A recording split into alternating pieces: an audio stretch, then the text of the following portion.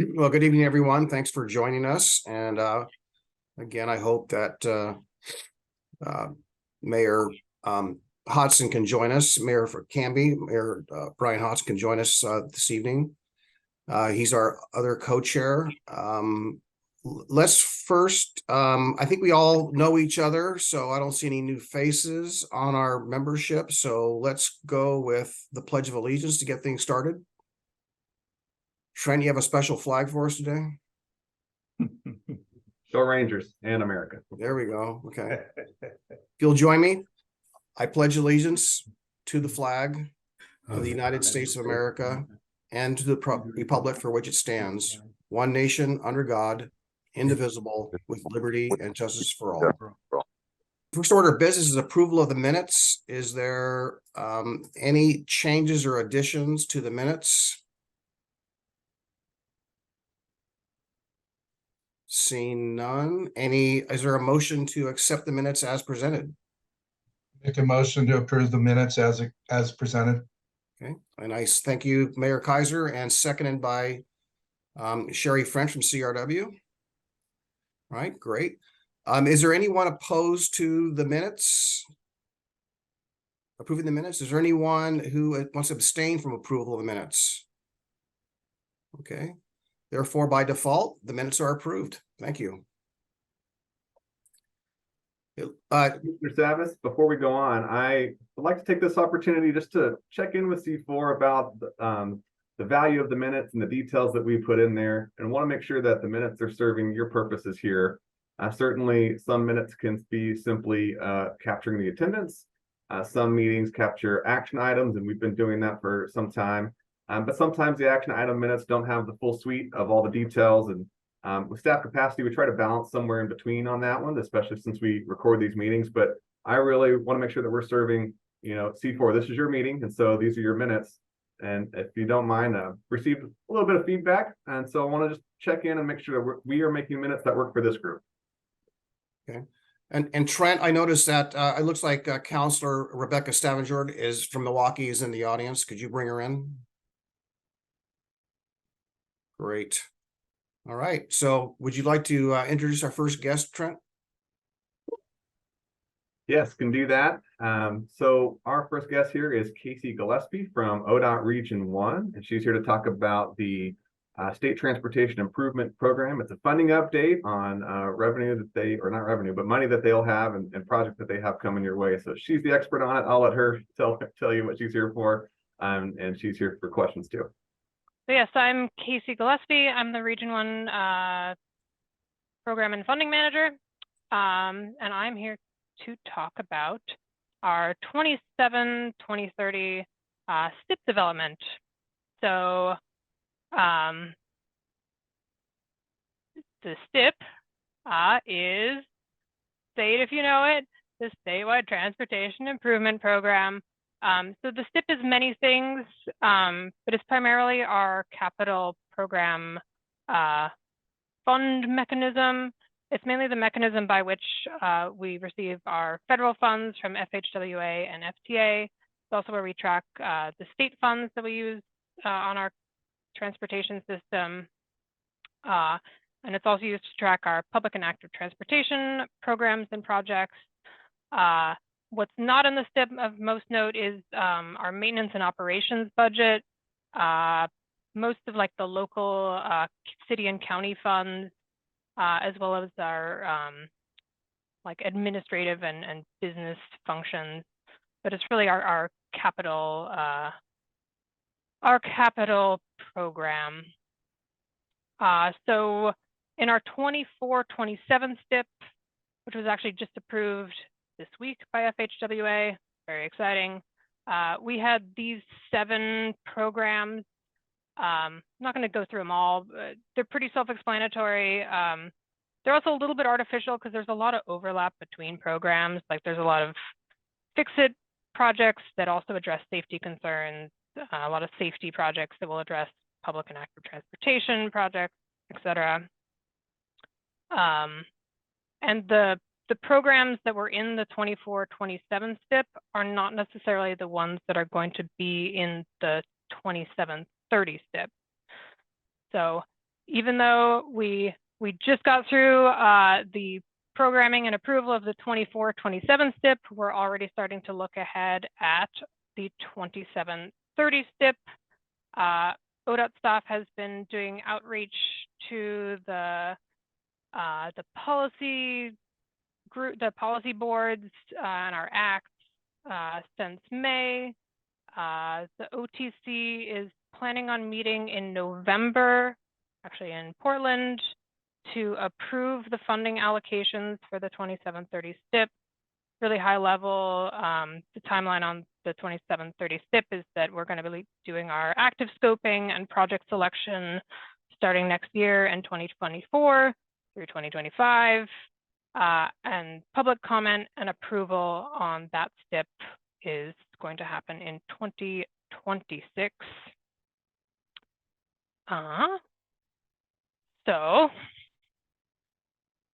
There is never enough money to go around in the STIP. We always have a lot more needs than funding.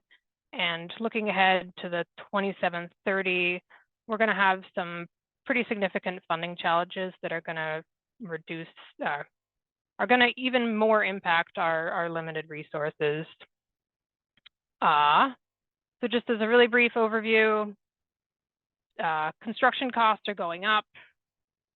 We have some federal funding that is going to be expiring in 2026. Our state highway fund revenues are going to be flat. We also have our maintenance and operations budget is facing some challenges. It's a compounding of all of the above. And then we also have our ADA commitment. So this is FHWA's National Highway Construction Cost Index. So this is nationally, just shows that construction costs have been rapidly rising. And so every dollar is buying a lot less than it used to. So in fact, from the end of 2021 through end of 2022, this construction cost index has increased by 50%. So I'm sure a lot of you have all seen this in the work that you do, just that our money is not going as far as it used to. And it's an extra challenge when, like, the way that we program our projects, there's a long lag to things. And so, like, a lot of our estimates are from, 3 or 4 years ago, and it just, it makes funding our projects a real challenge. So yeah, this is ODOT situation and state and counties situation. Like it's just our reality, unfortunately. This is a breakdown by each year, what funds we've had programmed. So we've actually had a pretty well-rounded STIP from 2021 to 2024, and then from 24-27. Much of that is from some special federal funds, including IIJA. But our 27-30 STIP is going to kick in after the IIJA funds expire. There's also, we're anticipating that the federal funds, you can kind of see that it's been a slight upward trend over the past few years, but looking ahead, we're anticipating that that's not going to continue. We're anticipating really that there's going to be a reduction in the federal funding that's going to come into the state. And we're being a little bit conservative on that, and it's mainly to prevent investing in our projects and developing them, but then not actually being able to fund them. So we'll see what happens. But this is the level of federal funding that we're anticipating receiving. And then this chart is a bit of a look back. So the blue is our 21-24 STIP funding, our 24-27 STIP funding, and then the 27-30 STIP funding. This isn't the actual approved allocations, but this is the minimum allocations that are required. I'll talk a little bit more about this, but you can see that there's really been a precipitous drop in the funding for most of our programs. There's a couple exceptions of note, ADA. And I'll talk a little bit more about this little rectangle over in the corner, our unallocated 2730 funds. So this is our state gas tax revenues. So about a third of ODOT's operating budget comes from the state gas tax revenue. And we are anticipating that the revenue from that source is going to be decreasing. This is largely due to more fuel efficient vehicles, as well as the policies that are promoting the sales of electric vehicles. So we do this forecast every 6 months in October and then in April. So we're anticipating that there's going to be, our new forecast is going to be released this month, and that is going to be shared at the next Region 1 Act in early December. And this is our total gross state highway fund forecast. So we're projecting that the fund is mainly going to be flat after 2025, but when we adjust that for inflation, it is a decidedly downward trend. So again, our money is just going to buy us less. This is really just a lot of issues compounding, where we have less funds coming in, the funds we do have are buying less, and we have a lot of, there's a number of other like programs that are all clamoring for funds. One of those is our maintenance and operations budget. So our maintenance and operations funds largely come from the state highway fund, and it's looking a little grim. So if we took no action today, by 2024, that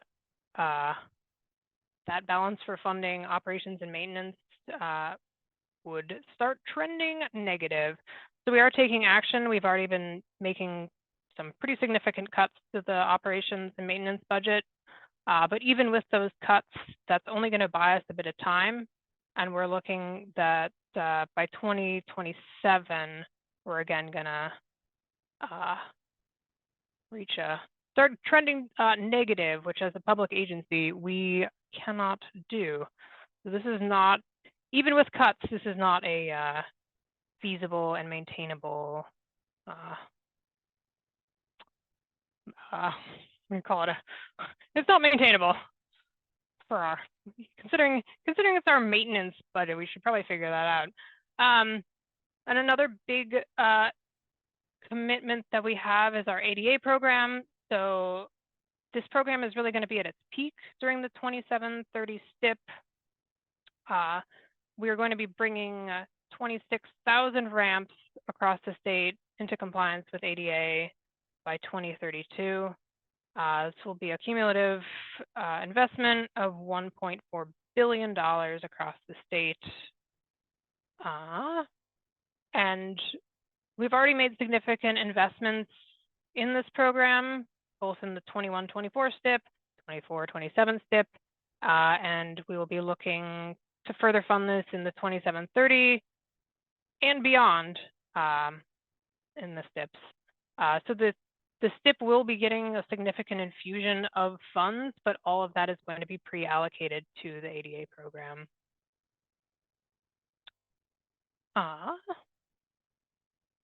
And so these are some of the priority system needs from the Oregon Transportation Plan, always leading with safety. ADA is high on there, reducing and mitigating climate impacts, and maintaining our existing infrastructure. This chart is showing, so we did an analysis of what are our what are our commitments to each program that's either required by law or that was already solidified via agreement. And so we took our anticipated STIP, like our overall allocation, and plopped it into these different programs. So for 2730, here's the levels for each program. And you can see the comparison from our approved 24-27 STIP versus what we're anticipating in 2730. And so over here in the corner is our $70 million of unallocated funds that we will have available in the 2730 STIP. So, I mean, you can see on this chart that even if we took that full 70 million and put it towards like into fix it, we still wouldn't be able to bring it up to the same levels as 24-27. So we're really, there are going to need to be cuts made to some programs. And this is another view of that same information, but just a bit more granular in terms of actual numbers. Here's our 21-24 STIP, 24-27, and then our the required minimums on our 27-30 STIP. And there's that 70 million of unallocated. And you can see that the overall totals on our STIPs has been trending a little bit downwards. I'm actually not going to cover this slide. It's basically just outlining some like possible ways to make reductions to certain programs.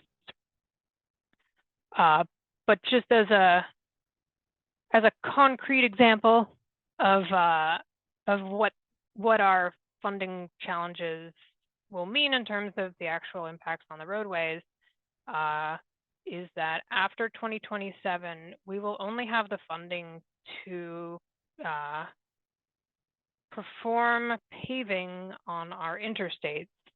And we will look to prioritize work on those roadways in order to avoid a funding penalty from FHWA if the pavement conditions drops below a certain threshold.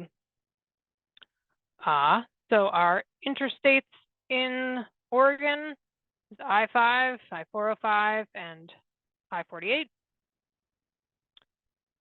But the roads that would not be paved after 2027 are all of our non-interstate highways. The caveat here is that this is assuming that nothing changes. Mayor Kaiser, do you want to hop on in if you have a question or comment? Yeah, I'm just curious. So I'm one of the few cities here in the county that has 2 highways that go through it. One of them pretty well maintained. The other one, we've been begging for 10, 15 years to get it repaved. And I think it's great that all these ADA ramps are going in up and down the highway. But what's going to happen when the wheelchairs aren't able to use those ramps because they can't cross the street? Is there something, I'm kind of curious if I'm going to be in the 24-27 STIP before it's just eliminated, because it's every other highway has been getting done around us except for ours. We got rut paving last year to put us off a year or so, but now hearing and when I talked with Ryan Winsheimer, he was like saying it was going to be the 27 or the 28 to 30 or 27 to 30 STIP that they would come in and repave, and now I'm hearing it's eliminated. What can we do as local government to get some change here? That is a good question. I would say the OTC is a good avenue to raise some of those concerns. I mean, we do have it's not a lot, but we do have 70 million of unallocated funds. And like, if the message we really want to bring back to the OTC is like that maintaining pavement preservation is really the priority, that's certainly a message. Appreciate your time. Thank you. Yeah, you're welcome. And Casey, I'm sorry to interrupt. Yeah. Is the R1 Act a venue where that can also, or that message can also take place? I mean, there are several R1 Act members here as well, and so I'm curious if that's a starting place or if that's going to come up at the R1 Act, or if the OTC is the only venue. It can certainly be brought up at the R1 Act. I believe I'm pretty sure we've had this discussion there already as well. So just a check in here for our timing. I'd like to make sure we have enough time for questions, and we're scheduled to go for about another 3 minutes on this. Casey, are you almost completed with your presentation? Yeah, I think I have basically one more slide, and it's just to say like the 70 million as an example could be put towards preservation. That does seem to be a need that we've heard. So that was really all I had. So Okay. yes, happy to try to answer any questions you may have. Okay. One question I have on one of the slides you showed that the forecast was done in April and done in October. Was that right? Yep. So, I mean, in all fairness, ODOT has been, staff have been presenting here and there and talking about the funding crisis that I guess we're all facing. It's not just ODOT, because we live on that 50-30-20 split ourselves. So what you're seeing and what you're experiencing, we are too. But I'm kind of, you mentioned that the October forecast is going to come out anytime now. And I'm just wondering, with all the detail that's just come out here in the last week or two, why that level of detail didn't come out in April or thereafter. Is it taking 5 or 6 months to get this level of detail of the funding scenarios and the cuts? I'm just kind of curious. My understanding is like that the April forecast showed a precipitous decline, and I can't imagine that the updated forecast from October 23 is going to show anything terribly much different. But like the information that's in this presentation at least is based upon the April 23 forecast, which was the latest information at the time. I don't know if that really answers your question, but yeah, I was just, does it, so I guess maybe I'll just frame the question differently. If it took 5 or 6 months to get this level of detail after the forecast, should we expect when the October forecast is updated that you get here in a matter of weeks or days, that it'll be another 5 or 6 months before we get this level of detail? I would guess not. I have a feeling there's a lot more eyes on this than in previous times, just because we are looking forward at the 2730 SIP. I may not be fully equipped to answer your question because I'm not one of the economists, but stay tuned at the Region 1 Act in December, and I think Chris is going to go in. Chris or someone else from ODOT's finance team will talk more about the updated October 23 forecast on this. Okay, great. Well, Councilor Sherman, you have a question? Thank you, Chair. Casey, thanks for the upbeat presentation. Appreciate that. So the question I have is, at this point, obviously, revenue is problematic, and with the eventual reduction of IIJA funds, the potential for the impact of IP4 on revenue, if that comes through, there are just a number of factors that are at issue. But I guess maybe a question: do you also, as you do the planning, do you also look at scenarios that incorporate unanticipated funding scenarios? If the 25 legislative session comes up with a surprising amount of money, do you already do all the work on that, or is it really just a surprise and we kind of operate in a vacuum and say, oh, we have a whole bunch of extra money to work with? Do we plan for those upside scenarios as well as down? We do a little bit. I mean, each time that funding becomes available, it's been so different. We kind of have to be a little bit reactionary and just see what becomes available, and then we do reach out and meet with our partners and get some feedback. But it really just, like, each time has been very, very different. We certainly do have a wish list of projects, but it really is just dependent upon what funding becomes available. Okay, well, and a follow-up on Mayor Kaiser's comment. So is the ramp up of ADA spending is really kind of based on our commitment to have a completion of that project in a finite time horizon.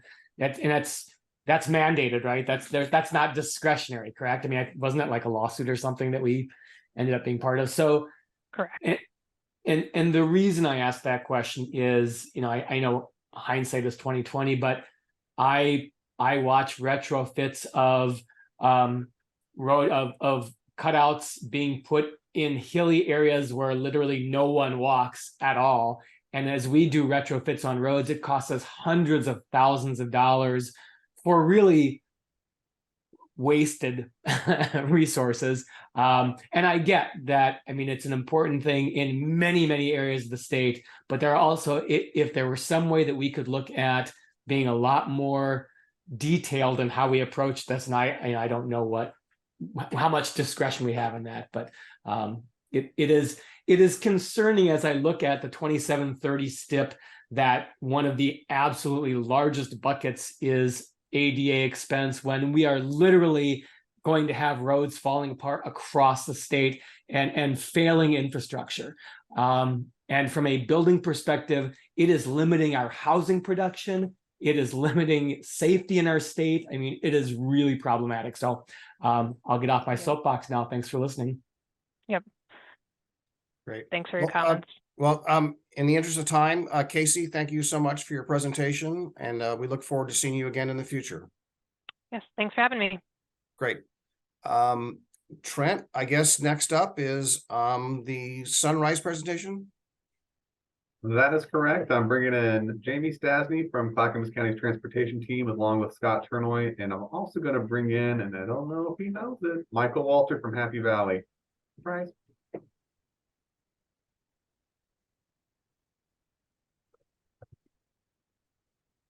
Hi, Jamie. You have been introduced. This is your presentation now, and those other two are coming over. Wonderful. Good evening, C4. It's nice to see you all. I'm excited to be here with you tonight to talk about something other than tolling. At least first, we're going to talk about something other than tolling. So I'm going to go ahead and share my screen. We have a presentation for you all, and then I'll be happy to answer questions. Before I do that, I wanted to note that I have both Scott Turnoy from ODOT, who has been brought over to join me in this and to support in the presentation, as well as Michael Walter from Happy Valley. So I wanted to start out by sharing that the Sunrise Corridor Community Visioning Project is starting, and it is a partnership between Clackamas County, ODOT, Happy Valley, and Metro. Our partner from Metro wasn't able to join tonight. She's coaching volleyball for some middle schoolers, so really important commitments, but she did want to send along her words of support for the project. So I'll go ahead and screen share now. Can you all see my screen? Fantastic. Yeah. All right. So as I said, Sunrise Corridor Community Visioning Project is kicking off. I know many of you have heard the term Sunrise Corridor for tens of years. This project has been in some form or another discussed and prioritized for almost 40 years now, or actually maybe it's over 40 years, Commissioner Savas, somewhere around 40 years. So I'm going to start off tonight. This is an overview of our presentation. And I wanted to start off by saying, I'm not going to read through that because you're going to hear each slide. But I want to say the Sunrise Corridor, a lot of people think about that as a road. And traditionally, that's what it's been. We're prioritizing the Sunrise Corridor. That's a road. We want to build this road. We need a road. And I want to say that this project is a new opportunity to talk about the corridor. And it's a diverse place. There's a lot of different animals and plants and human stories. This is about the people.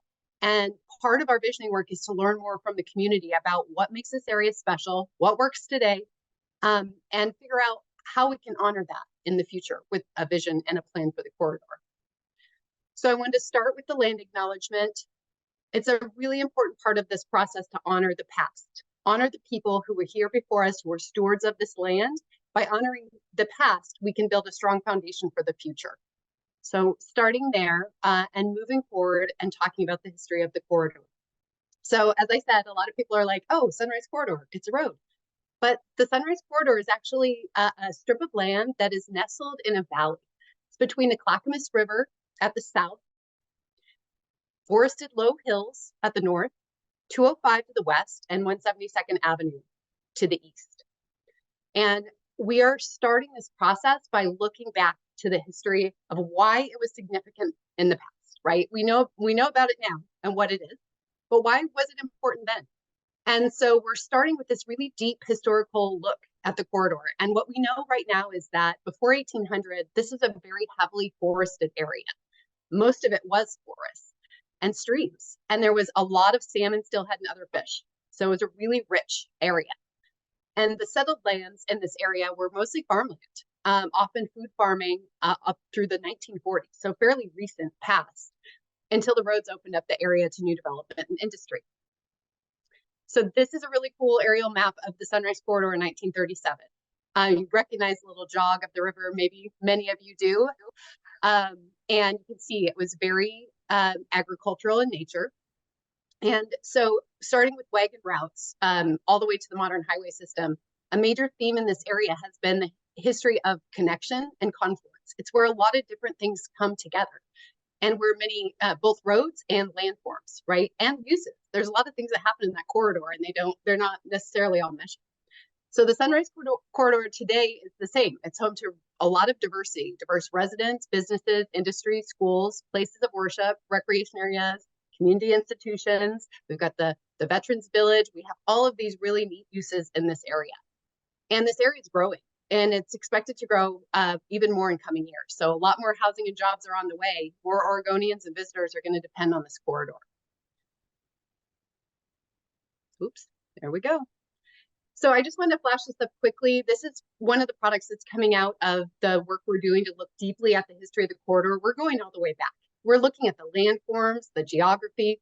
We're looking at all of the different pieces and the people who have been here for a long time. So just wanted to show this, and we're building on all of that to build a vision for the future.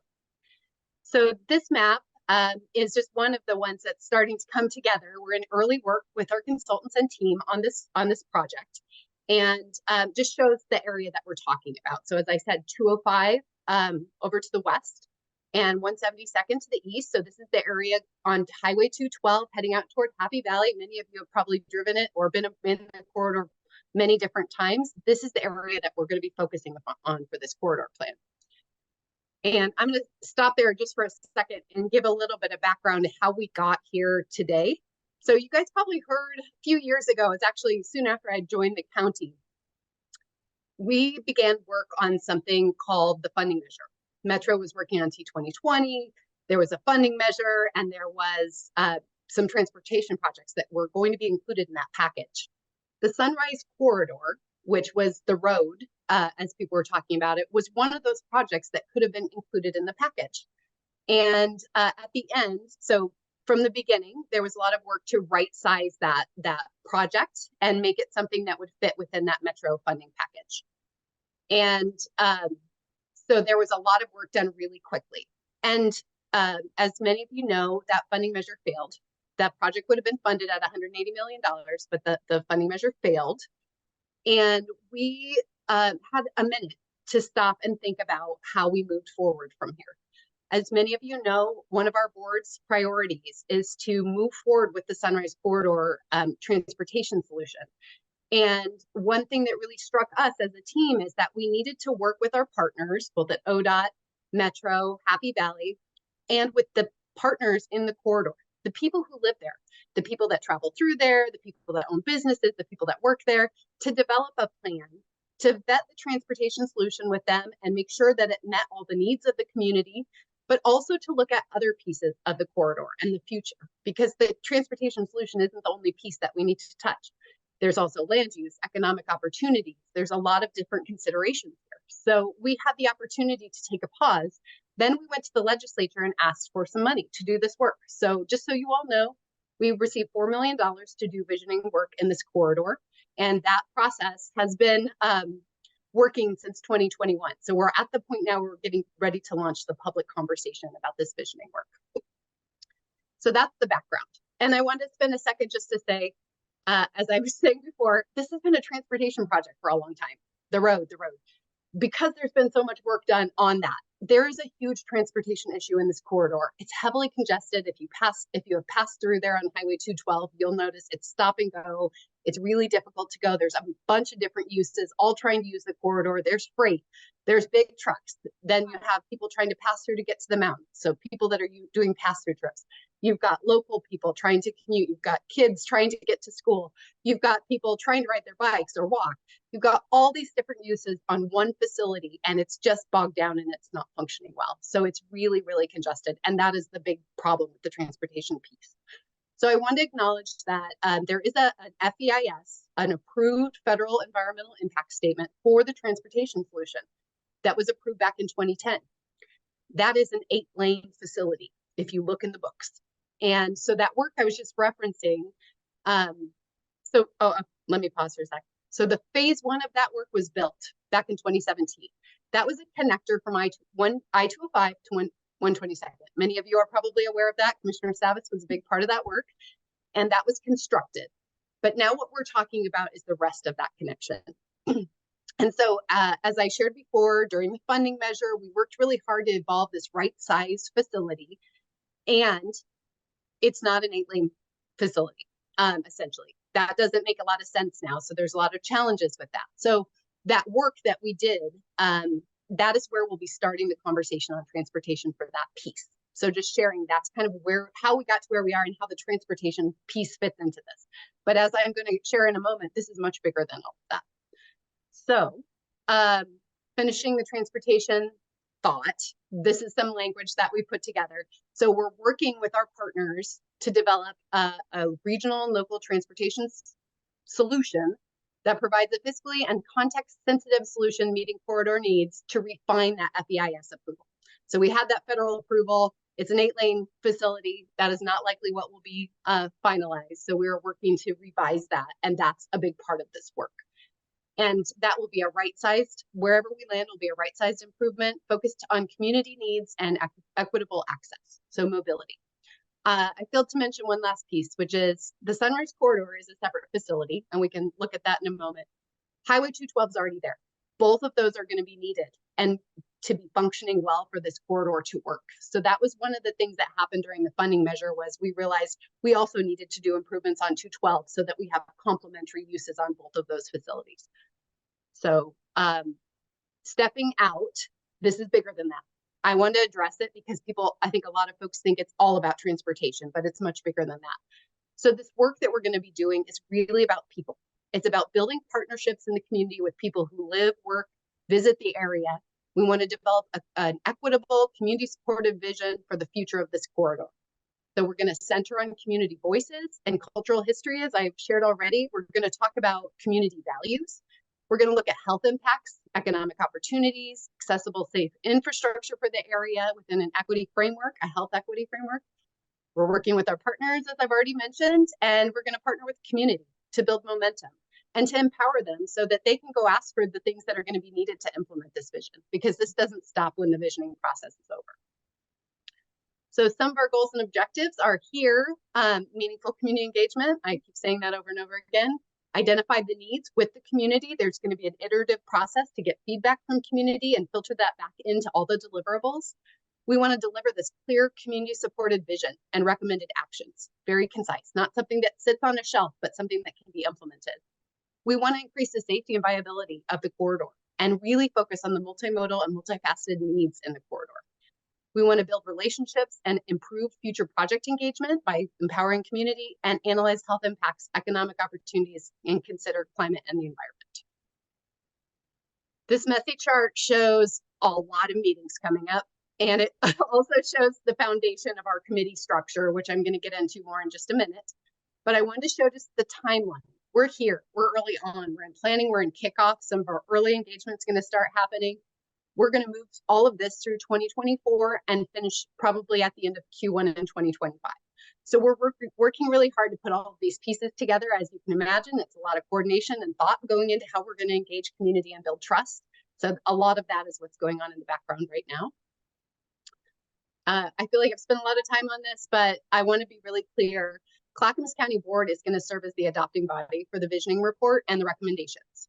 But we're doing this with our partners because, and especially with the partners listed here, Happy Valley Metro and ODOT, we all have to integrate the outcomes of this vision into our plans. So I just want to be very clear, that is our intention, to work with and collaborate with community and agency partners to envision the shared future that aligns with local and regional plans, and then to integrate that into our plans.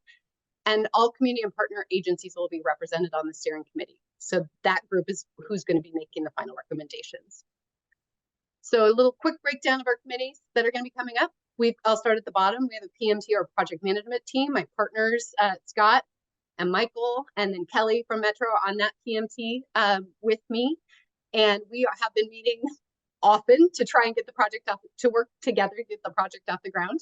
We also have a technical advisory committee, pretty standard structure. That's already started. They've met once. We'll meet again soon. And that committee is composed of technical agency staff that are going to provide support and analysis to the steering committee. And then we have this really cool new thing called the leadership cohort. We haven't done this before. I don't know that it's ever been done in our part of the region, but our hope is to encourage and recruit a group of leaders or prospective leaders in the corridor who would like some training on how to engage with jurisdictions, how to testify, how to show up, how to understand and articulate their concerns about these issues.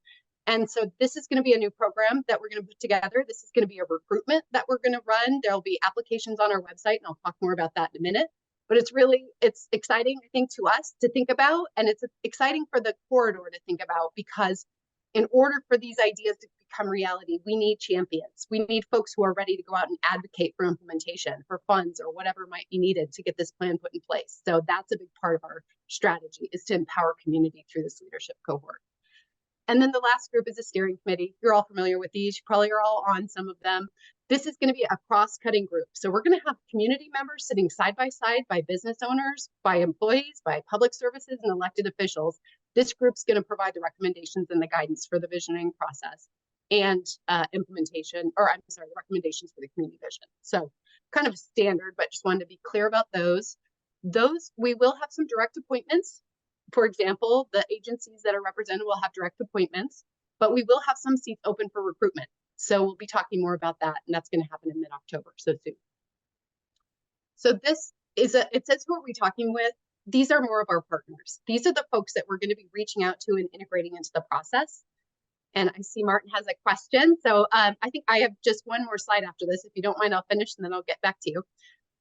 So these are the folks that we're talking to. We are going to be doing really deep, broad outreach, and we're looking at many different ways of removing barriers so everyone can participate. We're going to be doing new and innovative things in this project that we've never done before, which is exciting, and as with many new things, challenging to implement, right? We have to figure out how to do some of these things we haven't done before. So these are some of the groups we're going to be talking with, but open always to hear who else we should be talking to and how we can get in touch with them and how we can remove barriers for them to participate.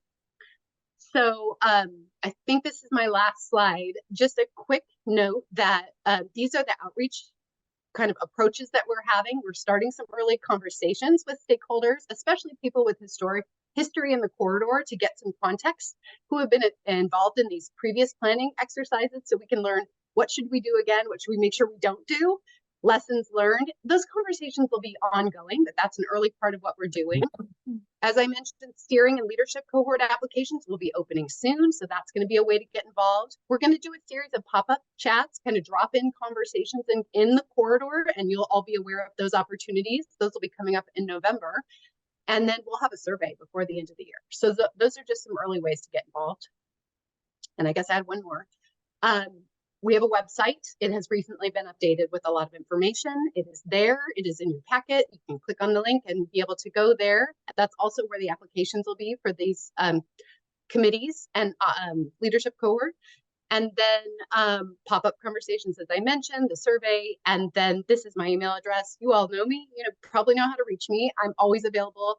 I am really interested in feedback, engagement, advice as we proceed on this. So always open to conversation and discussion about this, and would love your feedback. So I'm going to wrap it up, but quickly before I do, Scott, Michael, anything you want to add to this presentation? Not to put you on the spot, but I just did. I would just jump in and say I really appreciate Jamie and the county staff's partnership on this, even from a very early stage of like even developing the scope of work. A lot of outreach to me and some of my teammates at ODOT, recognizing the FEIS and the work that's been done in the years since on the corridor and conversations that have taken place, especially given the work around the T2020 concept. And so, yeah, great communication. We're happy to participate, and we're really looking forward to continuing to see how things go throughout the process and where we end up, of course. So looking forward to many of you participating as well. So thank you, Jamie, for having us here. Thanks, Scott. Michael? Thank you so much. And I just want to iterate that I think I speak for many people in Happy Valley when we say that we're excited about the project and are supportive of it. And then as we go forward, just kind of fast forwarding to what happens at that implementation, and the steering committee's done their job and everything is kind of shaken out from the entire corridor study. Well, at the end of the day, it's going to mean some changes to the county's transportation system plan and the city's transportation system plan. And I just want to really emphasize that the city and the county will work together with ODOT to try to make those TSPs snap together so that future development applications can help fund the final plan. Thank you. Thanks, Michael. That's right. It'll be a puzzle. We're going to get it all fit together neatly. And Martin, thank you for being patient. Go ahead. Oh, no problem. Thank you. I appreciate it, Jamie. The presentation was very good. I'm really excited about this kind of focus, especially because I realized that looking at it earlier today that a lot of this land, even maybe all of this or most of this land, is unincorporated Clackamas County. So I sent an email out. I was going to contact all the CPO chairs that are impacted by this, and I think there are probably 4 or 5 CPOs that districts cover within this area. The problem I realized is that I think all but one of them are inactive at this time. So the county kind of has a bit of a problem in terms of what I see to be its reach out to the individual citizens and residents of the area in the unincorporated areas. Now, getting some of the CPOs out of inactive status has kind of been an ongoing gig of mine and anybody else who's involved with CPOs. And I know that what helps bring CPOs into active status is some reason to rally around. In other words, something to bring people to a meeting in the evenings on their off time to talk about something important to them. And this may be just exactly it. So I'm going to start first with a request. I would like to help, and I know that other CPO chairs would be happy to help innovate the 4 or so inactive CPOs that are in this area that would otherwise be unable to engage with the county on this, because CPOs are going to be your best way of actually talking to the real citizens that live there. So I want to volunteer myself to step in and help with this. And I know that there are people at the CPO Summit that would also be very much interested in doing this. So I want to open that up to you in a very public and open forum, because I want to help try and bring these CPOs into active status and to engage them in your process. Second thing I have is just a question. And that is, on the map, there is a very large piece of property. I think it's listed as Rock Creek neighborhood or something like that. And I'm just curious, through prior representations when I was still a lawyer, I understood that this was going to be a Providence hospital. And I'm just wondering, 12 years ago, I had people telling me they were ready to start breaking ground on it. And obviously nothing has happened. I'm just curious, it's a very large piece of property and it seems like it's pretty integral to this area. Do we have any kind of indication of what that property is going to be used for, whether it's going to be a regional hospital or some other use? Thanks for listening. I appreciate it. You're on mute, Jamie. Well, there we go. House 7 once. Thank you, Martin, for your comments. I just want to appreciate what you said about the CPOs. We are definitely being thoughtful about including the CPOs. There are some active CPOs, I believe, in the area and some that are reinvigorating right now. So we do have a plan to have a space on our steering committee for a CPO seat, just so you know. So we are being thoughtful about that, but I would invite you to have some conversation with Ellen on our team, who you probably know. Ellen's working closely with us on all of this and will be helping us with outreach to CPO. So if you want to brainstorm, if you have thoughts, we're happy to have a conversation. So happy to follow up with you offline. And then back to your other comment, the parcel that you're talking about is still in by Providence, to my knowledge. Last we checked, they didn't have a specific plan for development of that. They will be integrated into this process as well, and we'll be talking with them and hopefully working with them. But I want to leave space for Michael to respond to that in case he has any additional information about that piece of property. Michael? That's true. Providence has only communicated that they intend to keep the land for a long-term investment. They don't have any near-term plans. Yeah, I can add a little bit to that. I used to meet with the Providence development person once a year on this, and especially there's a lot of energy after phase 1 was underway, and so they were pretty excited about the potential of phase 2. And the plot of land, for those of you who are not familiar, is right around the 160th area. They own about 60 acres there. And Michael's right. Their position has been that when the corridor is completed, or that improvement's completed, then they will invest in the property. But it's not right now. It's too risky to put in a lot of planning for any type of facility or for any kind of market or need until they know that they have an opportunity to start engineering and designing something. And it will be what they think. When I spoke to them was, they will assess the market needs for healthcare and utilize that property as they see it's a first best use. So that's what I do know. The other thing I want to just say, and for those of you who drive down the corridor, you may not know it, may not see it. It's easier to see on a map, but when you drive down the highway, you don't. There's 2 great assets there. One is the little hairpin turn of the Clackamas River, which comes awfully close to Highway 212. It's actually a beautiful piece of property. It really is where the Rock Creek Junction goes under the highway, and the confluence of Rock Creek and the Clackamas River is actually a very gorgeous environmental asset. So I'm hoping that there's maybe some opportunity to open that up for whether it's recreation or at least for viewing or river access. But I think it would really add a lot of value to that corridor. Next question is Councilor Stavanger. Hi, thank you. Jamie, thank you for the presentation. Great information.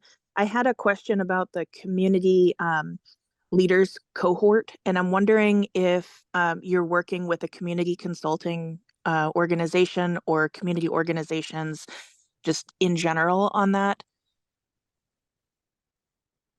Great question, Councilor Stavanger. We are working on that. We're hoping to have a CBO partner that will help us both with recruitment and with the project itself. We also have consultants that are going to be supporting us on that. So we work to have a diverse group of consultants that'll be able to help support that effort. So we are working on it. We don't have a specific partner just yet. We will have space also on the steering committee for some of our CBO partners. So we're going to have some seats there for folks to be able to join. And I'll just mention too, I know sometimes it's difficult for folks to join. And I mentioned before, we're going to be working to remove barriers. And in some cases that could mean providing a stipend for folks to participate. So just want to mention that as well, as it kind of goes hand in hand with the CBO participation.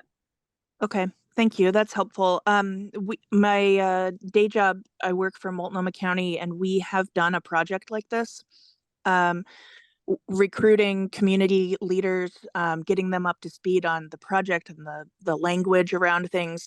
So if you have the bandwidth to connect with our Department of Community Services, I'd be happy to put you in touch with the project lead.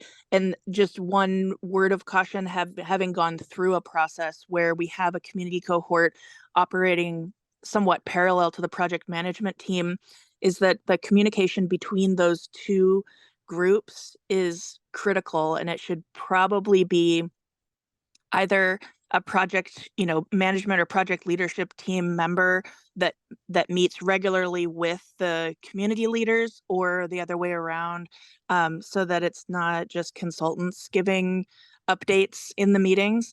I found that that was there. That was a change that we had to make, somewhat midstream. But if you're interested in talking through the whole process that we ran, it's been a couple of years in the works. Thank you so much for that offer. I will absolutely take you up on that. So I'll follow up with you after. Thank you so much. Thank you. Mayor Milch. Thank you. Just a clarification on one matter. You talked about the right sizing from an 8-lane transportation road or street or highway. I'm not sure what it was.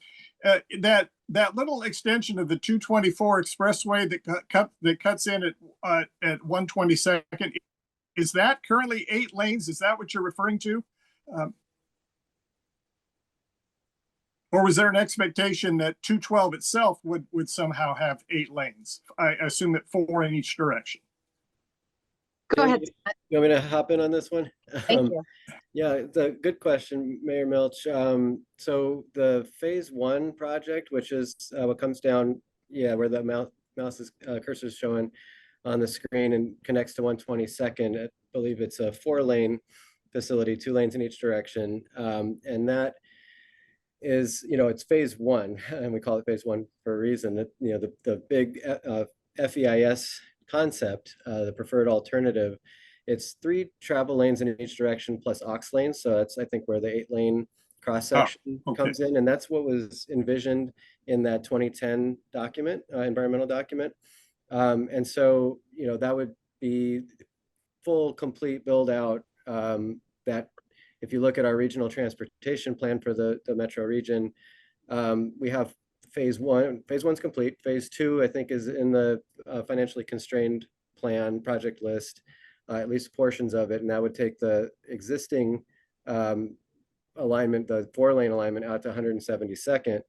And then there's a phase 3 that's in the strategic project list that's reasonably not reasonably considered to have funding identified for the duration of the regional transportation plan. That phase 3 would come back and complete the FEIS concept, I believe, at least the ramps out at 205, and then any improvements still needed throughout the corridor. So big facility that was envisioned in the 2010 document. And as Jamie kind of described in the presentation, the county and partners went through a process for the T2020 measure and came up with a new concept that takes a lot of the same sorts of things from the FEIS concept, but like she said, right-sized it to better fit the potential funding, but also the more multimodal aspects that funding measure was seeking, and then kind of carried through the phase 2 extension of this 4-lane facility, maybe even starting with less at first and then building upon that to get all the way out to 172nd. Even doing a 4-lane facility out to 172nd, based on some of the analysis that ODOT staff has done over the years, we're talking about a pretty expensive, or pretty large investment. And so looking for opportunities to make that extension, but in a way that's fundable, maybe in the next, in a shorter time frame than 40 years. Okay. Now, my second question has to do with the area on the left side of the map, mostly purple, which I assume it means it's zoned industrial. Is there any expectation that that this 212 road that you described as being very congested now because of trucks and other things, are you looking at and I know you're just beginning the community engagement process, but is there any hope or any expectation that road will be mixed use, pedestrian friendly, walkable, the kind of place where you'd have nodes of neighborhoods and a variety of businesses and things that could serve people who live close to that? Or is there expectation that this will continue to be primarily an industrial region? That's a great question, Mayor Milch. And that's something that we're going to be exploring through the process. So we know we are going to be looking at land use. I've described it in the past as more surgical than kind of overall. We're not going to look at land use for every single site. This is a regionally significant industrial area, or most of it is. So we want to protect the industry. And we want to make strategic investments or strategic land use adjustments, maybe I will say, in order to accommodate folks and maybe some housing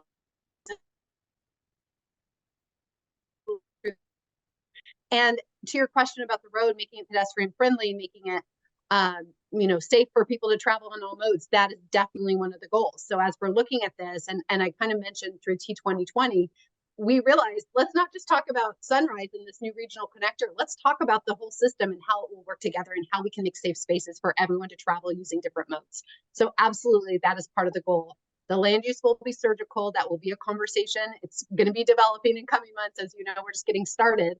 I don't see wholesale changes. I see surgical and strategic changes that that support community vision. I also failed to mention earlier, there are 5 mobile home parks in this corridor, and they are big. There's a lot of people who live here in pre-existing affordable housing stock. That will be a part of the conversation as well. And we do intend, as part of this conversation, to create our first anti-displacement strategy to help people who live in the corridor now be able to stay and thrive with an investment. So I wanted to mention that. I forgot to mention it earlier. It's an exciting part of the project as well, and it will be a big conversation. So land use will be a consideration, surgical more than kind of, just broad brush across the whole project. Does that answer your question? Yep. Thank you. I'd like to add one thing I think we forgot to mention here, and that is, Happy Valley is clearly a partner, but this whole area is in Happy Valley's urban growth management area. So land use decisions and that Jamie's talking about will be in partnership with the city of Happy Valley. Clearly, they have ultimately, again, as part of their urban growth management area. So they are doing some concept planning. They just approved another concept plan in this area. We have some issues with access. We're not quite at the moratorium stage, but close to it right now because we have limited capacity down this corridor. But yeah, all those needs, Mayor, including back even when in T2020, we made a commitment with Metro to make sure that whatever improvements were made were multimodal and addressed all those needs. And we have a severe need for additional transit, both coverage and frequency down this corridor as well. So that'll be part of our success, I think. So thank you for the question. Next up, Mayor Kaiser. So I have a 2-part question. After our last speaker telling us that funding is falling, the sky's falling, and we're not going to have any more money for our state highways, where is the money going to come from? And number 2, once it's built, what guarantee that it's going to stay maintained? I got, 12-year-old highways out here that I'm begging to get maintained, and here ODOT saying, we're just going to go build new roads and corridors and this and that in Happy Valley. There's a lot of us out here that are screaming, why? Great question, Mayor Kaiser, and I'll take a stab at that, and then I'll let my partners jump in if they want to, and even Trent, because this does have something to do with the legislature, which is, more Trent's lane. First of all, thanks for your question. It's staring us all in the face. We have a huge funding problem. We've been talking about that here, right? We've been talking about it more in the vein of tolling because that's the funding mechanism that's been kind of most thoroughly explored. But the problem statement that was laid out in the previous presentation is something that we all have to acknowledge. We have a huge gap. We have to figure out how to fix that. And I think there is going to be a lot of conversation coming up in the short session and in the long session about how we get these big projects built. I'm referencing the bottlenecks from HB 2017, and also how we fix our funding structure, because there are a lot of different problems that we need to solve. We have a huge problem. We need to work together to solve it. And we can't just stop planning because we have a crisis. We can't just stop and not think about the future. We have to make sure we are also continuing, to move forward. So that would be my answer to that piece, that we're going to have to figure that out as a part of the conversation legislatively. And that this situation, I want to point out, we have Highway 212, which is an ODOT facility. We're talking about building a new facility, a short stretch of a new facility.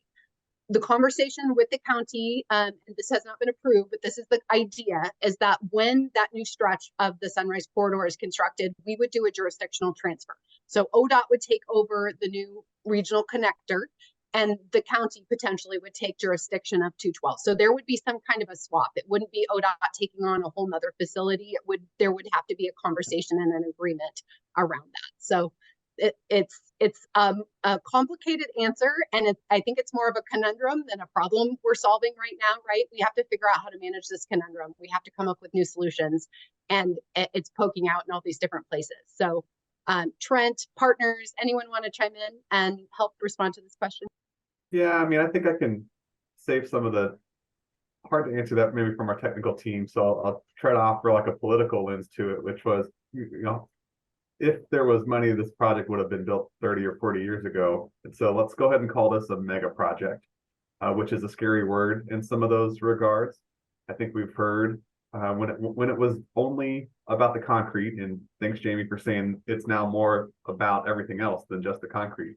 But when it was just about the concrete, it was up north of $200-300 million to just build the concrete, which is crazy, right? The phase one that was completed in 2012, 2013 was not that much. But you saw that picture. Here's 19 million reasons to thank you from the federal government.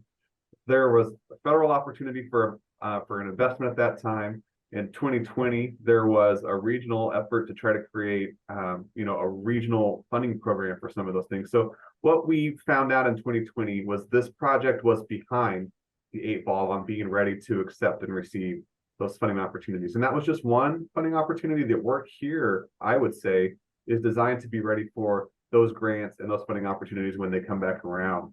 And so what I would say we're hoping to do here is, we know that the state transportation conversation and funding conversation ebbs and flows every like 7 to 10 years, where there's what's called a funding package that the state legislature tries to make these bigger investments into something like that.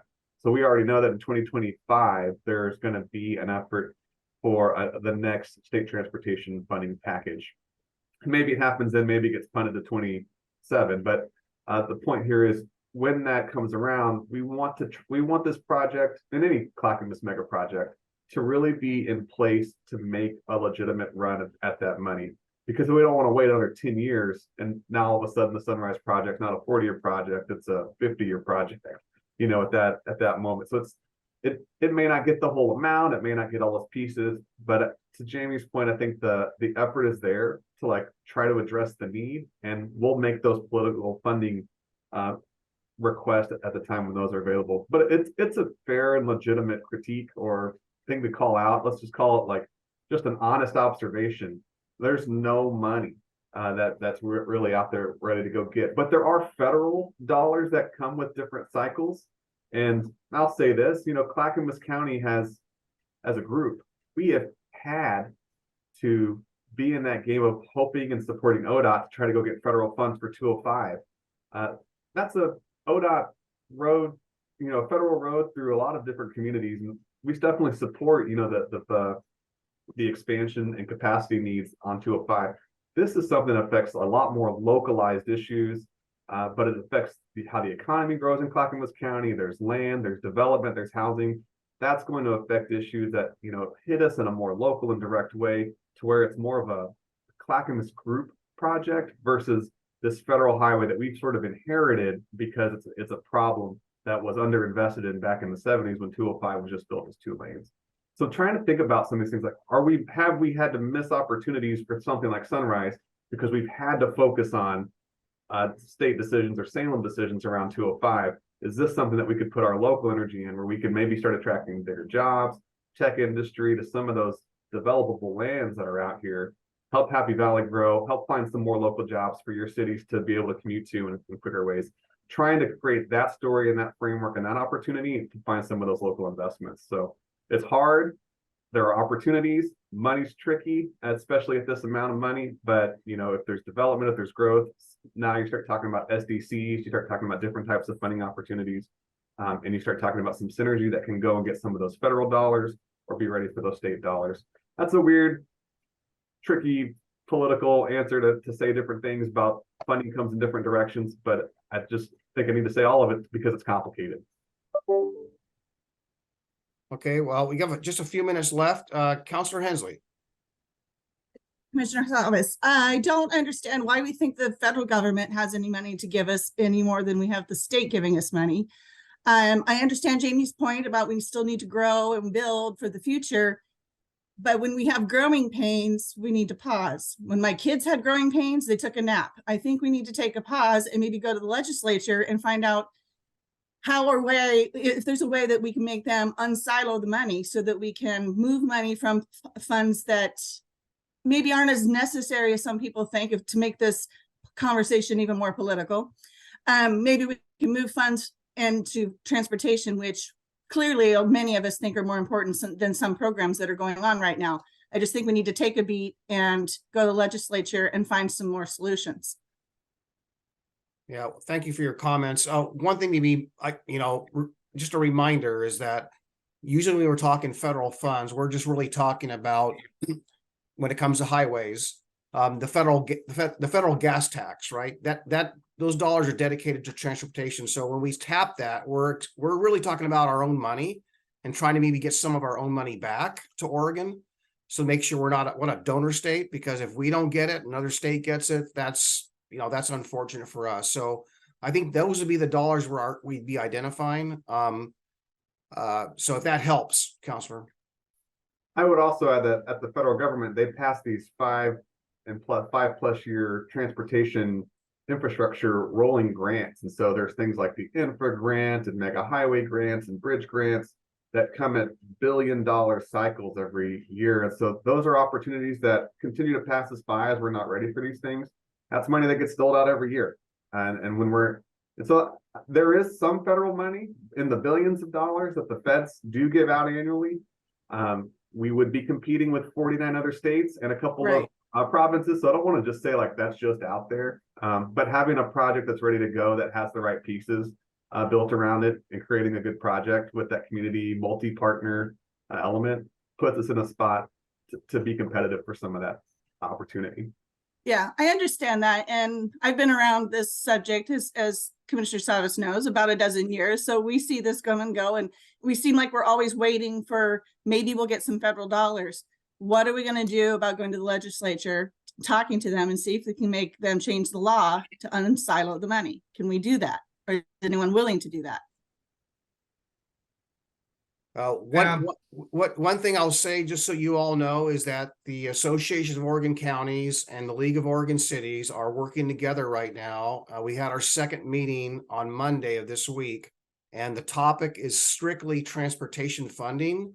And it's work that we're doing jointly, again, with the AOC and LOC to basically derive a path to the 2025 legislative session. So if you want to get involved in that, I'm sure you're a member of LOC.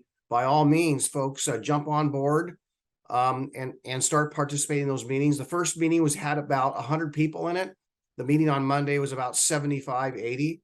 So I'd be part of the conversation. The whole state is really participating in this conversation. So look out for that. Okay. Commissioner Savas, quick question. How come OMA hasn't been asked or invited? They're another strong group along with the other two. I'm sorry, Mary, I didn't hear you. Who? How come OMA, Oregon Mayors Association, hasn't been added to that? I would imagine that, again, this is LOC and AOC. So every mayor is should be a member of the LOC. So that's the forum.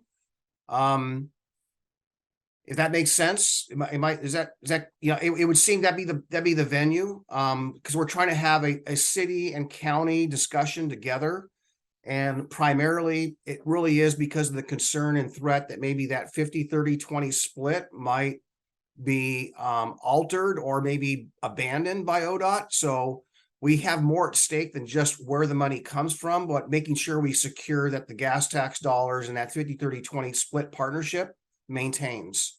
And there's concern that it won't, whether if it's a new funding stream like tolling or a new funding stream like road user charge, whatever it may be, we need to be included in that split going forward. So it's not just the mechanism, it's also probably securing the formula. So please be involved with that at the LOC level. There are mayors participating in that as well, by the way. Thank you, Paul. Okay. Any other questions on this topic? Very exciting. Thank you, Jamie and Michael and Scott for joining in, and we'll look forward to the next presentation. Thank you. Trent, what do we have up next? Tolling. What? Surprise. It's tolling. Wanted to give an update on something that we've been tracking for a little bit of time now. Remember back to early May when the governor instituted the pause on toll collections. And also at the same time, the state legislature leadership there created a special subcommittee on transportation planning. And I think there at the time, there were a lot of questions about what is that? What will they do? When will they meet?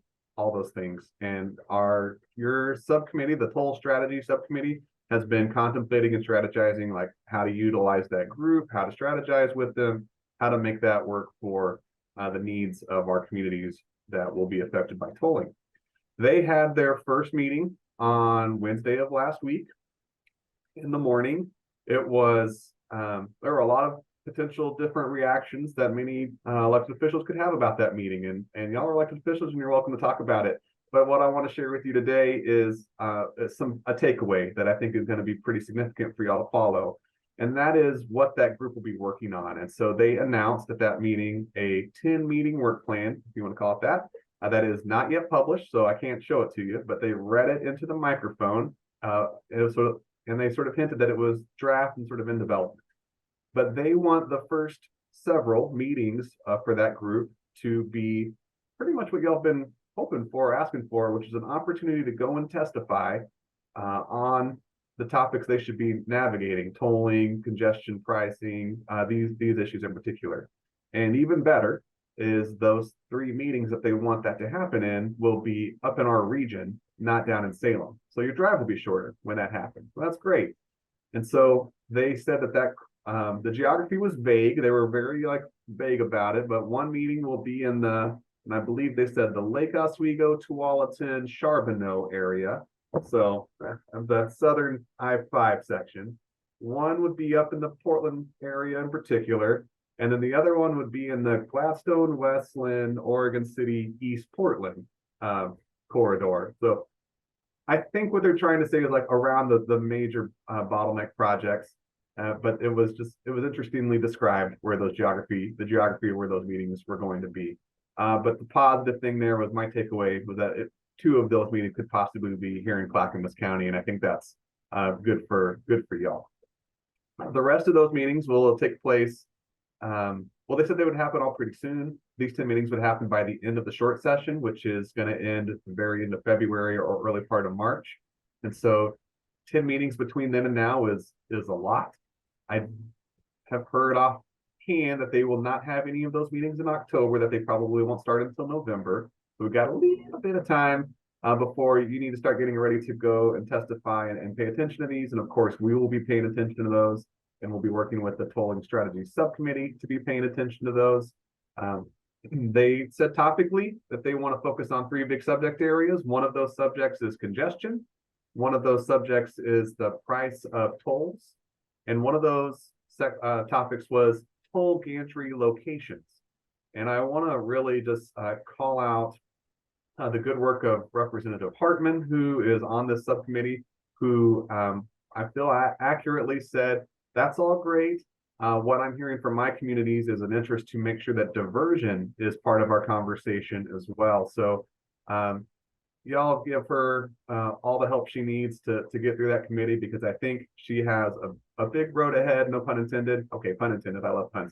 A big road ahead to really sort of help that committee along and make sure that she's representing Clackamas County and her communities outside of her district even, in this process. So a lot to track and follow through that.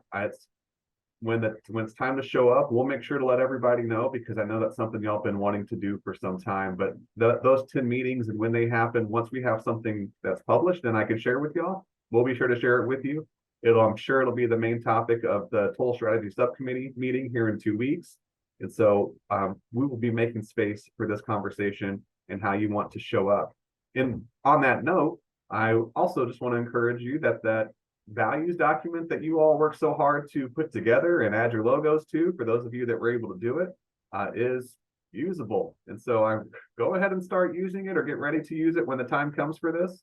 It is on our webpage. I'm going to put a link to it here in just a little bit. Actually, I'm going to do it right now. Copy. chat. Everybody here, there. So feel welcome to take advantage of that on our webpage. When you're meeting with your legislator to talk about your tolling needs or your tolling concerns or your diversion concerns, because it is something that y'all worked really hard to put together, and it shows that y'all are and have been working together on this topic. And just my takeaway from that meeting is that's more important now than ever, is to show how close y'all been working together on it. And I really want to give y'all some kudos to that, because that's not an easy thing to do on a topic this complicated. So I know that Commissioner Savis wants to talk about the ODOT survey as well, and that came out last week. I think before we jump into that, are there any questions about that subcommittee? Or I'll do my best to answer it. There are a lot of unknowns still, but we're making space for that here. Councilor Sherman. Yeah, so given the recent presentations that I've seen from ODOT on, or maybe it was the OTC, I don't remember anymore. It's a blur. On kind of using the 5-legged revenue stool versus the 3-legged revenue stool, where they're incorporating tolling and RUC pricing, regional user charges. I think that's what it was. I'm looking to Commissioner Savis for a nod, and I appreciate that.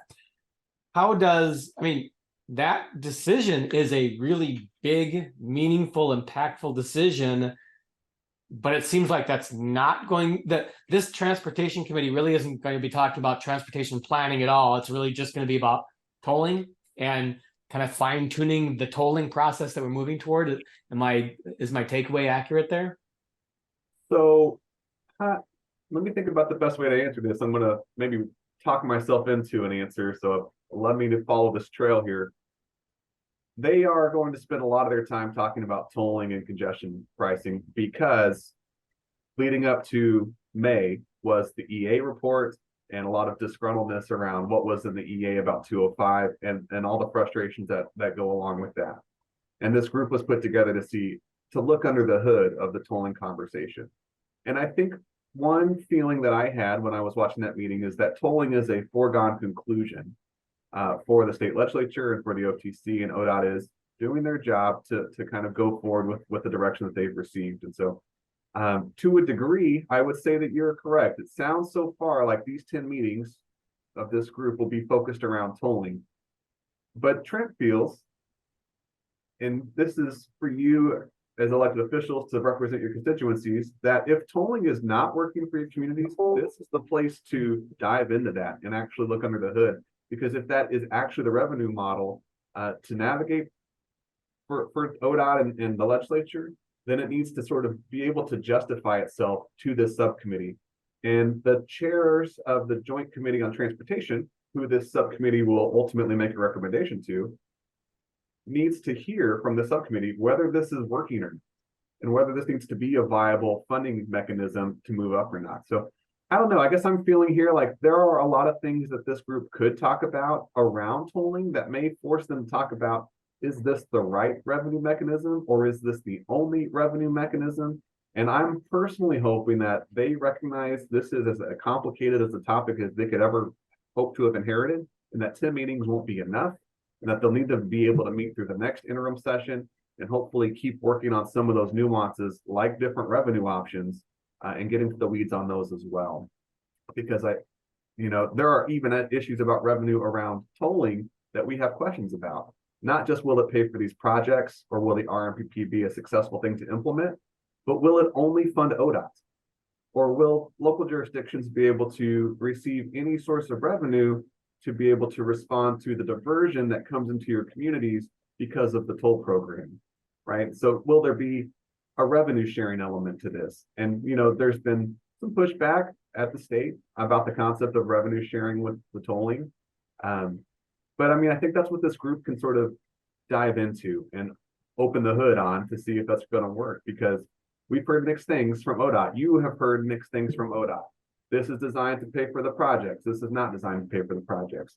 We're going to raise all this revenue, but there's not going to be any revenue. And so I think this group is an opportunity to figure out what's true. And if ODOT can't prove to them what's true, this group might make a hard recommendation to the Joint Committee on Transportation that says, this needs more time to bake.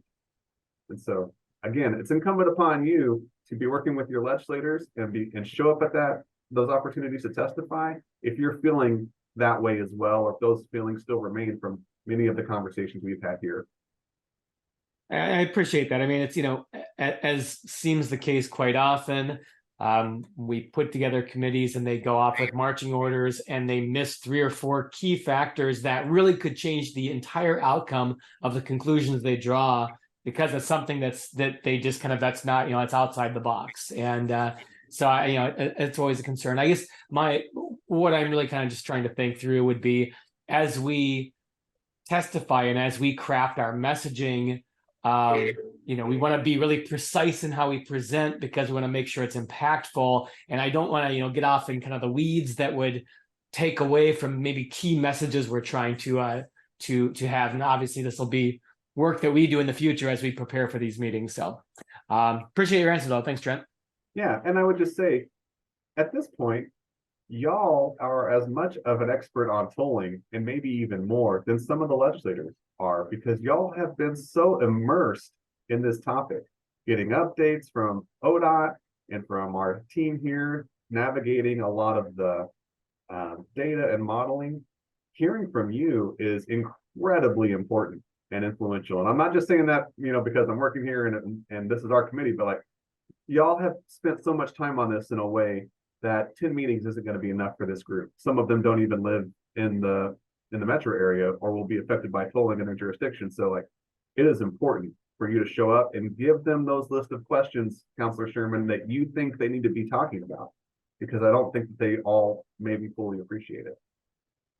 Yeah, I'm going to add just one, I'll be brief here, just add one layer. I don't disagree with a lot what's been said, but I would say that we have been, whether it's you all as C4 or individually as counselors or your constituents, but when the governor issued the pause, it was because of the pressure and the issues that we raised and the arguments that we raised. And frankly, I think a lot of people walked away from the governor's pause with the assumption that the governor wanted to take a relook at this. So I don't buy into the presumption that it's going to go forward no matter what. But it appears, and I think this is what's angering a lot of people, ODOT staff have been effectively saying that, and they have been going forward as though they still have the charge to charge full steam ahead on tolling, but it seems to contradict what a lot of people thought the governor's pause was about. That is angering a lot of businesses, a lot of constituents, a lot of you. I've heard from a lot of you, and we're getting frustrated because things are being said in some of these meetings which have either been maybe misunderstood or mischaracterized or inconsistent with past statements. So all to say that the pressure in the pressure pot is building. And I think this is a great segue into a request I had to talk about this. And so Mayor Biliostowski from West Lynn, I'm going to turn it over to you for a moment just to air some of the concerns you have with the survey, for example, and your recent experience in the panel that was put together by the Tualatin Chamber of Commerce and others. So could you just jump in there a little bit with some of your concerns? Yes, I just wanted to, Mayor Fitzgerald, did you have something to add about the subcommittee? You're okay. Okay. Go ahead. Well, some of you might have seen or heard, I talked to Commissioner Savas about it, but I wrote a letter to ODOT about the survey that they put out. I don't know if some may have taken it, some may have not. It was related to the Regional Mobility Pricing Project. And we put it on our city Facebook page and distributed it out as ODOT asked us to do. And all of a sudden I noticed a lot of the comments on the page were, I can't express my opinion. This doesn't allow me to say I don't like tolling, even though the release of the survey was predicated upon. We want to hear from you, share your thoughts on tolling options for the metro area. So then I took the survey and I go, oh my God, I can't say, there was only one place where you could say no, And the question was just asking whether it was reasonable to pay a few dollars to travel for a faster travel time on I-5 and 205. And I thought to myself, wait a minute, we don't know if it's just going to be a few dollars or potentially many dollars for folks. And at the RTAC table that Commissioner Savas and I have been sitting at, they've produced some data from ODOT that says, for example, that I'm getting at towards what does a faster trip mean, and the data showed that for the stretch of I-205, the whole thing up to Vancouver, if you're going from Westland to Vancouver, you may save 3 to 5 minutes with tolling congestion pricing. So I kind of wrote a letter calling that out, calling out the lack of context and information, some of those questions, the lack of the ability to say no or to express that you weren't supportive of the options, and the lack of the diversion calculations that would allow us all to give a coherent comment, because they produced data that showed region-wide there'd be 1% to 3% increase in diversion, but they can't say what it would look like for Willamette Falls Drive or any of our key corridors, Stafford Road. But we all have our own streets that would experience diversion. So anyway, sent that letter.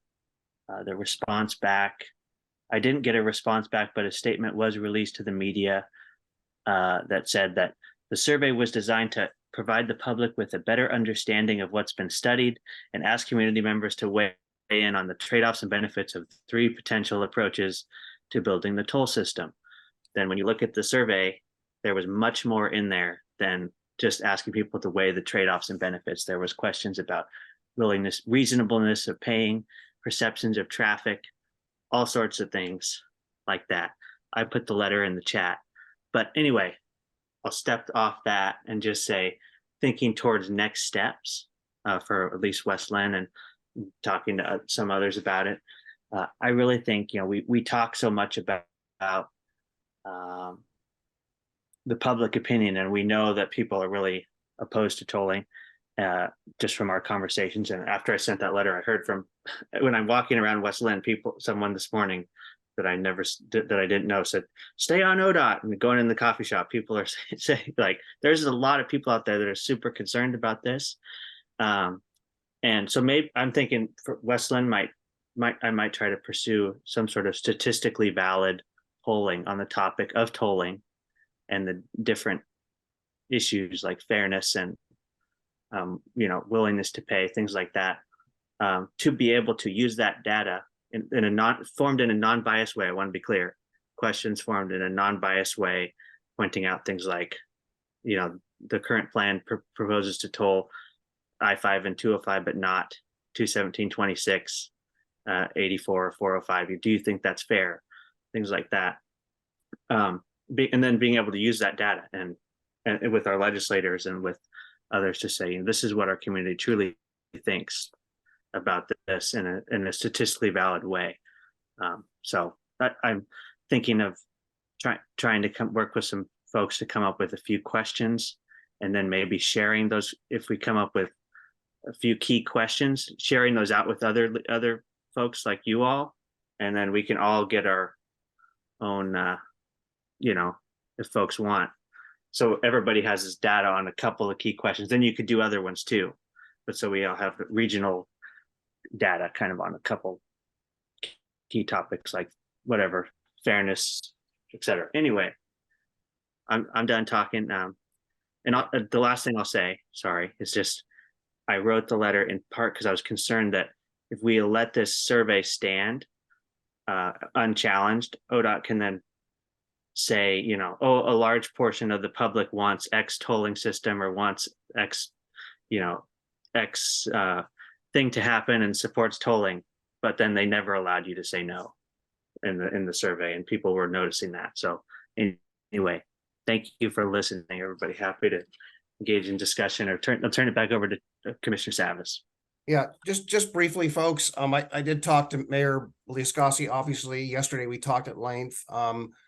And I've been talking to some other people based on the conversation we had. And, I think a couple ideas out there might be, would a well-designed survey that is without bias, that was regional in support. So let's just say hypothetically that we got, some jurisdictions maybe in Clackamas and Multnomah, possibly, or Washington County or Metro or whatnot, that would support and help craft some questions and be done in a way with some experts that would, again, make sure we actually educate people, get their really truly their impression, willingness maybe to look at other options for funding, so on and so forth. But I sense that'll take a little bit of time, but I think that our doing it in a way that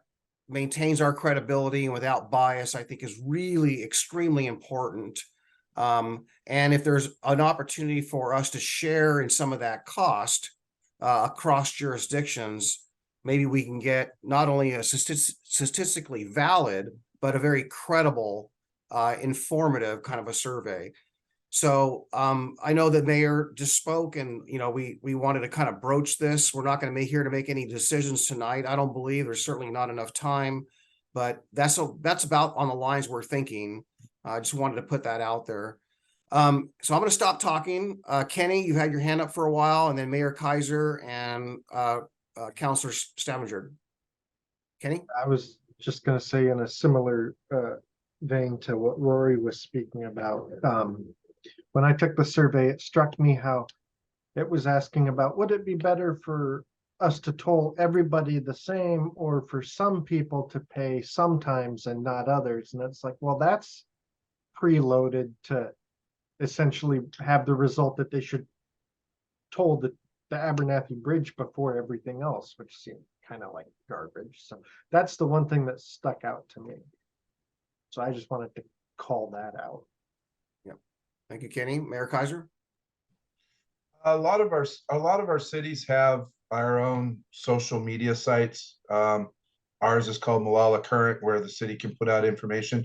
I'd be really for some sort of survey, because I could take that, put it on that, and people could answer it, and city staff can, put it in a can and send it back to the county or whoever's in charge of it.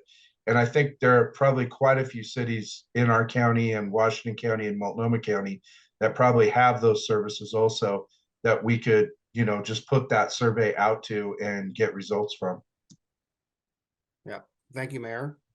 Councilor Rebecca. Thank you. I think, Commissioner Savas, I heard you mention that the county would be able to help with the cost. I guess I'm thinking about, in order to put together a tool that is statistically valid, that has unbiased questions, it would probably be best to work with either, here's my question. Are we thinking that this would be created in-house, or are you thinking that this would be something that would be done with a polling agency, or like a reputable survey distributor, something like that? Yeah, well, my personal opinion on this one is, and I mentioned this to the mayor yesterday, is that a professional firm that's well regarded, that is talented in crafting the questions correctly, like DHM and others. There's a number of them that are very held in high regard. It has to be credible. So I think that if there were multiple jurisdictions, not just the county and not just West Lynn, that helped us with that, whether it be financially only or whatnot, that's my thinking. I'm not speaking for Mayor Biliostowski or anyone else, but that's just my thinking. Does that address your question, Councilor? Yeah, I think that gets me closer to feeling like, when the survey goes out, all eyes will be on it. And in order to make sure that all of the reputations of, our collective jurisdictions are maintained, I think it would be best to go through a survey company that can help kind of navigate those bumpers around the formation of questions. So that's my concern. Yeah, I agree completely. Mayor Fitzgerald. Thank you. I really appreciate this whole discussion. I would like to suggest, and this would be handled by this professional company, how to do this, but what about adding some context to this survey about the decision-making power about tolling vested in the different areas of power? What is the governor's role in tolling? What is the what is ODOT's role? What is Oregon Transport? What is OTA's role? And so, and the legislature, I think these things should be defined so that we can have a context of where does the buck stop? Because and also, you know, we know when we talk to people in general, I mean, just people we meet, and also people from other parts of Oregon who are far away from West Lynn, and where it's hard to get their attention. You know, I just think we're missing some context on where this train can be stopped and put on a different track and how. Great. Thank you, Mayor. Mr. Silva. Commissioner, so I will offer to drive to you, pick you up, drive down to Salem, and let's ask the mayor, not the governor, what she's thinking. Like, why is she paused it, and what was she thinking about it? And then maybe we might get an answer. What do you think of that? Well, you know, in a way, we've done that in a different way. Some of the mayors and myself, for example, earlier in the year went to Salem, and we met with our Clackamas County legislators, almost all of them. And we made our case, frankly, about some of the concerns we had.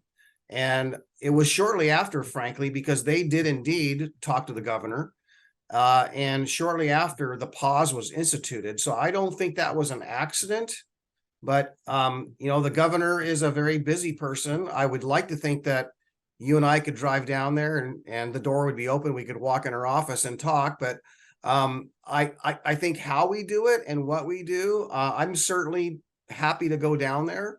But I think we want to make sure that whatever we convey is got some, at least amongst us and others, as much regional agreement of what we're going to advocate for. And our value statement that we've worked on is certainly a tool that we can use.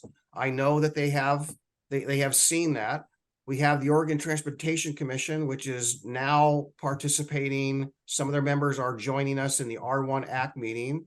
We have this subcommittee where we can message them directly. And I'm hoping that during the short session early next year, that there will be actually an opportunity to go before the Joint Transportation Commission and testify before the Joint Transportation Committee, because those are the decision makers, and they are really by design above the subcommittee. They're a subset of the subcommittee. So are they the subcommittee is a subset of the Joint Transportation Committee. So I think that we need to make sure that our message is getting out. If that makes sense. But I don't think it's as easy as just driving down there and walking in her office. I'd love to, by the way. Well, I would love to drive you there. So I think you're a great spokesperson, and I think you convey a very important message from us. So. Oh, thank you. Thank you. Anyone else on this topic? I just want to do a little bit of a shout out to Mayor Beliostowski for pointing that out, writing the letter. I support his concerns. Those of you who took the survey, I just want to do a shout out. Thank you, Mayor, for standing up on behalf of the citizens of your city, and frankly, the rest of us to a degree. So thank you.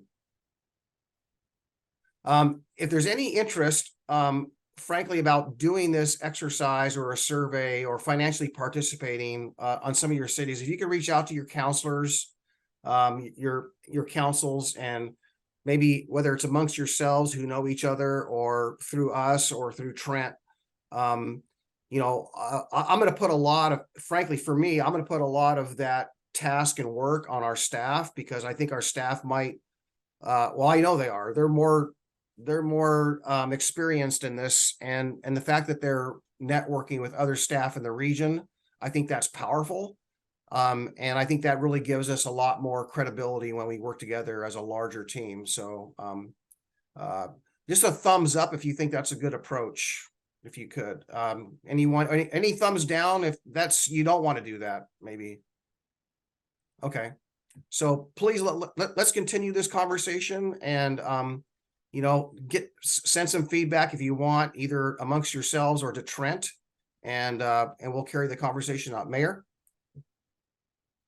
Hey, thanks. And one thing, I've been thinking about on the topic is, are there key questions or key things that the different cities would want to coalesce around about getting public input on, or the statistically valid, yes or no, or support for what X topic? I'm thinking about, I said earlier, the fairness of the approaches that's being proposed for our communities.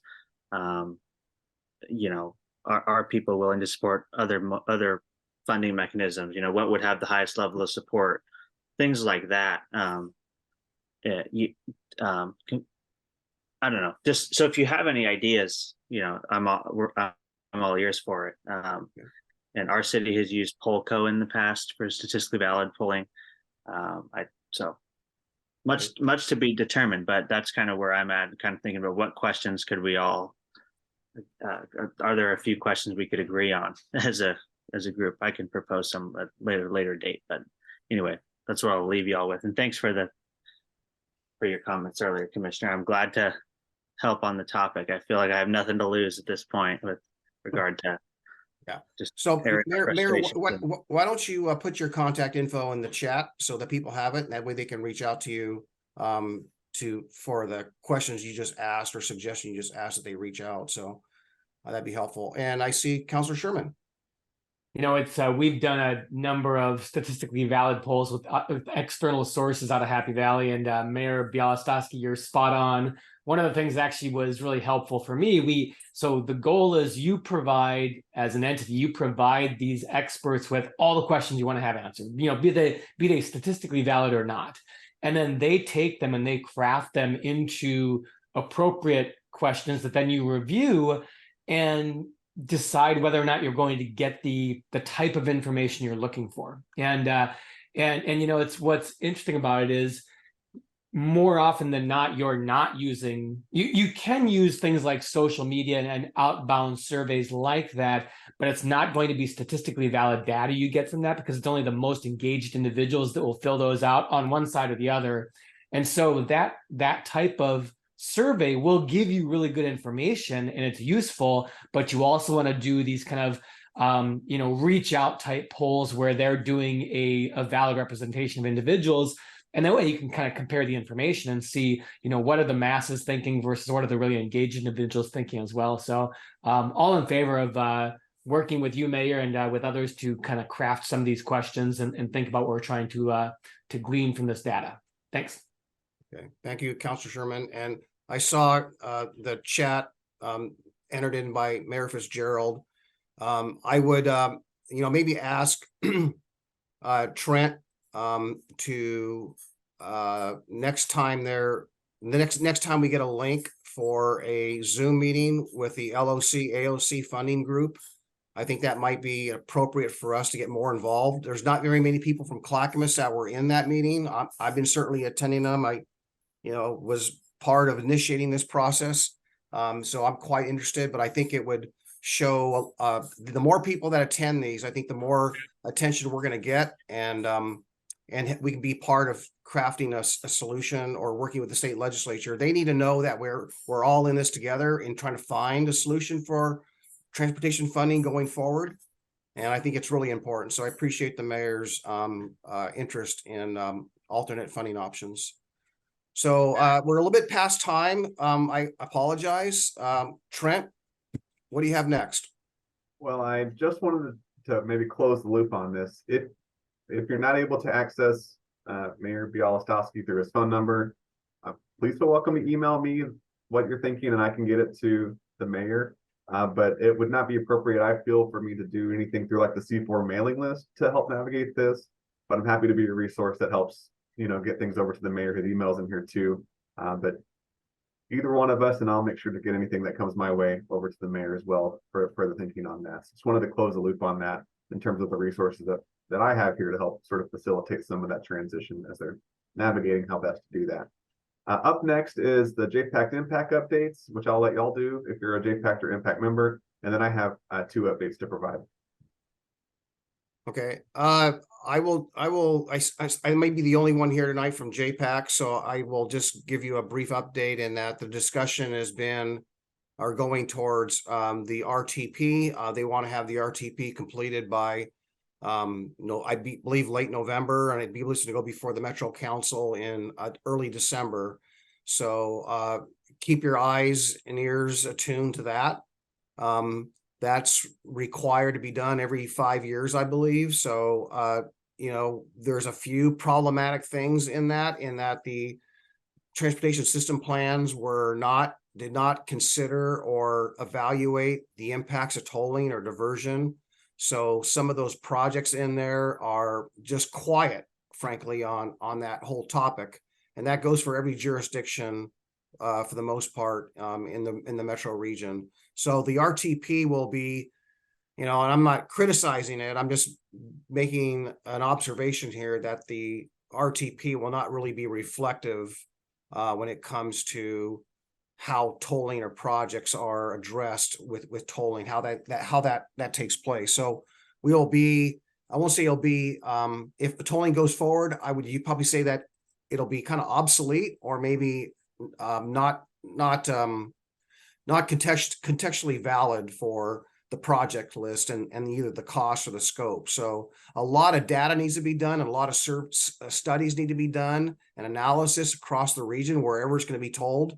So we are probably a couple of years out before we have enough data to update all of our TSPs for the RTP. I would turn that over to Councilor Christine Lewis for more discussion, but she's not with us tonight, so maybe we'll have a better update. So that covers JPAC. Is there any MPAC updates? I can take that. MPAC, same thing. We had an update on the urban growth management engagement, kind of moving toward next month's meeting, which is going to be a discussion of the urban growth boundary growth needs and assessment of the need. So that's coming up. And then same thing, MPAC did review the RTP, and with a goal of having both of those topics come back at the next meeting in October as well. The only frustrating takeaway I had from the MPAC meeting talking about the RTP is that because there's a potential for a loss of funding if it doesn't get signed off on before the end of the year, and there are still a ton of questions around it. Kind of the response is, yeah, but we got to sign off on this thing. So think of it as aspirational. Okay, so but we're still moving ahead. So that's my update for MPAC. Yeah, thank you. One last thing, I just want to repeat this. Maybe I wasn't really clear. And again, this is just Paul's opinion. It's not that of anyone here or my colleagues. But if we were to move forward on some kind of a survey, and we did hire a professional firm, which again, that's my personal opinion that we do to help craft this. If there is a cost sharing, I know that's an expenditure that every jurisdiction would have to approve amongst themselves. So I again would encourage you to maybe talk amongst yourselves, talks with your colleagues with your jurisdiction, and just maybe see if there's interest in that. And also, with our staffs that we all share, maybe that conversation could go there too, just to solicit interest in that. And let's make sure we get it right, and it's in well-regarded, well-crafted, well thought out. And I don't have that skill set. I'm not a professional in that area, so I will not endeavor to to either claim such, but I would rely on professionals and our staff to help us get there if that's indeed what we do. So thank you for that. Is there any other business for tonight? Trent.